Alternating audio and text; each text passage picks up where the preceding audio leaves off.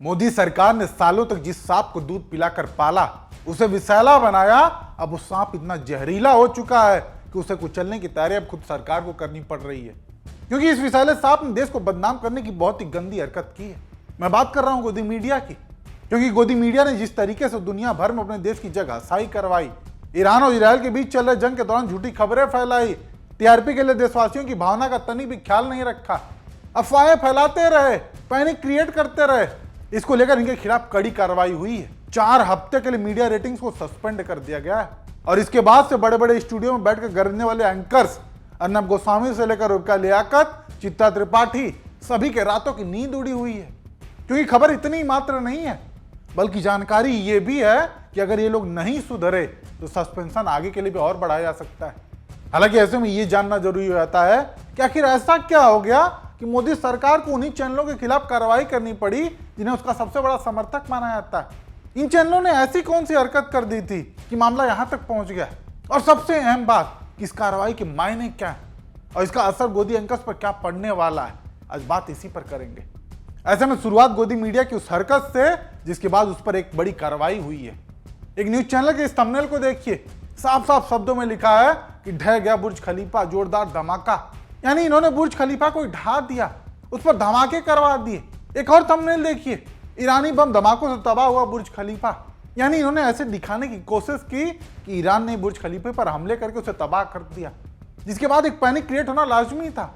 और इस फर्जी खबर चलाने की ओर में बड़े बड़े चैनल शामिल रहे। न्यूज 18 की एक खबर देखिए, बुर्ज खलीफा पर हमला, और इसके साथ तस्वीर क्या लगा रखी है, मानो बुर्ज खलीफा जल रहा हो, तबाह हो गया, जबकि हकीकत में ऐसा कुछ भी नहीं था। लेकिन गोदी मीडिया ने बुर्ज खलीफा के नाम पर लोगों का ध्यान खींचने के लिए ऐसी हरकतें की। देश के लोगों के बारे में तनिक भी नहीं सोचा कि इसका लोगों पर प्रभाव क्या पड़ेगा, वहां रहने वाले लोग कितने पैनिक होंगे। हालांकि गोदी मीडिया ने केवल अपनी फर्जी खबरों से ही लोगों को पैनिक नहीं किया, बल्कि युद्ध के दौरान इनके स्टूडियो में जो सायरन इस्तेमाल किए जा रहे हैं वो और भी भयावह है, और इस पर लोग इनकी खिल्लियां भी उड़ा रहे हैं। इस वक्त हम आपको बता रहे हैं क्योंकि ईरान ने अब एक सोच लिया है, बहुत बड़ा देश है वहां पर अमेरिका का, और ऐसे में सीधा अटैक वो दुबई पर कर रहा है इस वक्त। और दुबई में कई जगहों पर धमाके की तस्वीरें हम आपको दिखा रहे हैं, वीडियो दिखा। देखा आपने, लोग भी गोदी मीडिया के ऐसे हथकंडों को बखूबी समझ रहे हैं। जो सायरन इमरजेंसी सिचुएशन में अलार्म के तौर पर बजाए जाते हैं, उसका इस्तेमाल गोदी मीडिया लोगों का ध्यान खींचने के लिए कर रहा है, अपनी टीआरपी बढ़ाने के लिए कर रहा है। और इसी के कारण दुनिया भर में ऐसे कई वीडियो सामने आए जहां लोगों ने खुलकर गोदी मीडिया पर थूकने का काम किया है। लिहाजा यही वजह है कि सरकार ने गोदी मीडिया के इन्हीं कारनामों को देखते हुए इनके खिलाफ बड़ी कार्रवाई की। इस खबर को देखिए, MIB यानी ministry of information and broadcasting, उसने टीवी न्यूज रेटिंग्स को 4 हफ्तों के लिए निलंबित कर दिया। और वजह क्या बताई है? युद्ध कवरेज। उसमें जिस तरीके से गोदी मीडिया फर्जी खबरों के जरिए लोगों को पैनिक कर रहा है, अपनी टीआरपी के लिए उनकी भावनाओं का फायदा उठा रहा है। ऐसे में सरकार ने टीआरपी पर भी 4 हफ्तों के लिए रोक लगा दिया, ताकि न्यूज चैनल्स अपनी हरकतों में सुधार लाएं, टीआरपी की होड़ में दूसरे चैनलों से आगे निकलने के लिए फर्जी खबरों का सहारा न लें।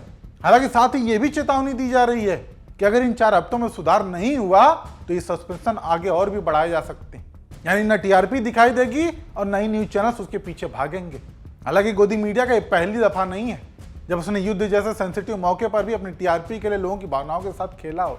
ऑपरेशन सिंदूर के दौरान भी जब हमारी भारतीय सेना पाकिस्तान से लड़ रही थी, तब भी गोदी मीडिया ने इतनी बढ़ा चढ़ाकर खबरें दिखाई मानो अगर आप सुबह सोकर उठते हो तो पाकिस्तान पर पूरी तरीके से भारत का कब्जा होगा, जबकि ऐसा कुछ भी नहीं हुआ।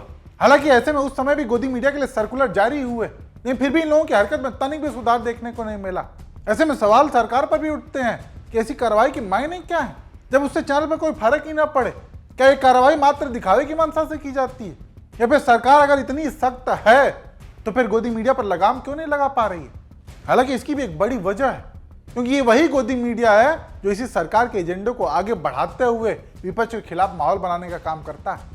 ये लोग युद्ध जैसे माहौल में भी विपक्ष को टारगेट करने में तनिक भी पीछे नहीं रहते। एंकर चित्ता त्रिपाठी, वो अपनी हरकतों पर ध्यान देने के बजाय, सरकार से सवाल पूछने के बजाय विपक्ष को ज्ञान दे रही थी कि इजराइल से सीखिए कि कैसा व्यवहार करते हैं। हमारे देश के विपक्षी दलों को कम से कम इजराइल के विपक्षी नेताओं से ये जरूर सीखना चाहिए कि जब देश हित की बात हो तो वहां पर अपनी राजनीति पीछे रखनी चाहिए। ठीक इसी तरह आप लोगों को भी जब बात देश की हो तो आप लोगों को अपनी टीआरपी पीछे रखनी चाहिए। घिनौनी राजनीति तमाम मुद्दों पर जारी रहती है। कम से कम कुछ अच्छी चीजें दूसरे देशों के नेताओं से अगर हम सीख सकें तो हमारे विपक्षी नेताओं को अपने अंदर ये गुण तत्काल भर ले। घिनौनी हरकत आप लोगों की जारी रहती है।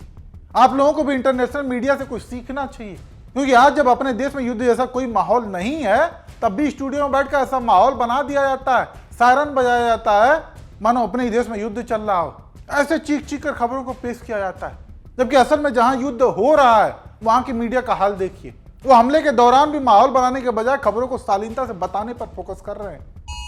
I'm Becky Anderson in Abu Dhabi with the alarms going off here, suggesting we should seek immediate shelter in the closest source. So we'll do that. Our breaking news coverage continues after this short break. Stay with us.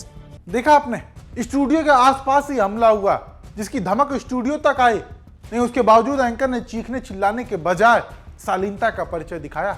जबकि एक हमारे देश का media है, इतने में तो तांडव मचा देते, पूरा स्टूडियो सिर पर उठा लेते। ऐसे में इन्हें भी इंटरनेशनल मीडिया से शालीनता जरूर सीखनी चाहिए। बाकी बात रही कार्रवाई की, तो मंत्रालय ने गोदी मीडिया की हरकतों को देखते हुए टीआरपी को जरूर 4 हफ्तों के लिए सस्पेंड किया है। लेकिन देखने वाली बात यह होगी कि इसके बाद भी गोदी मीडिया की हरकतों में कुछ सुधार देखने को मिलता है या फिर वही रवैया बरकरार रहता है। खैर, इस पर आप दर्शकों का क्या मानना है, अपनी राय कमेंट करके जरूर बताएं।